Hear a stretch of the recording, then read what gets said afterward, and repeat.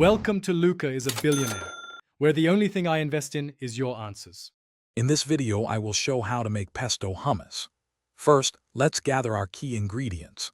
You'll need one 15-ounce can of chickpeas, drained and rinsed, along with 1/4 cup of tahini and 2 tablespoons of fresh lemon juice. Don't forget 1/2 cup of your favorite basil pesto, 2 cloves of garlic, and 2 tablespoons of olive oil. These simple components will create a delicious and unique dip. Now, let's start blending our hummus base. Add the drained chickpeas, tahini, fresh lemon juice, and garlic cloves to your food processor. Pour in 2 tablespoons of olive oil. Process these ingredients until they form a smooth, creamy consistency. You might need to pause and scrape down the sides of the bowl a few times to ensure everything is thoroughly combined.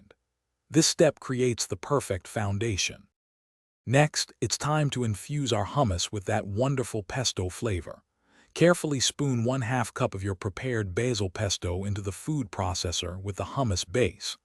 Pulse the processor just a few times, enough to gently swirl the pesto throughout. We want to combine it without completely losing the pesto's distinct character. Give it a taste and add a pinch of salt or a squeeze of lemon if needed. Finally, your delicious pesto hummus is ready to enjoy. Transfer it to a nice serving bowl. For an extra touch, drizzle a little olive oil over the top and sprinkle with a few fresh basil leaves.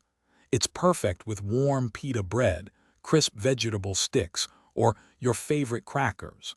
Any leftovers can be stored in an airtight container in the refrigerator for up to 5 days. Enjoy this flavorful twist on a classic.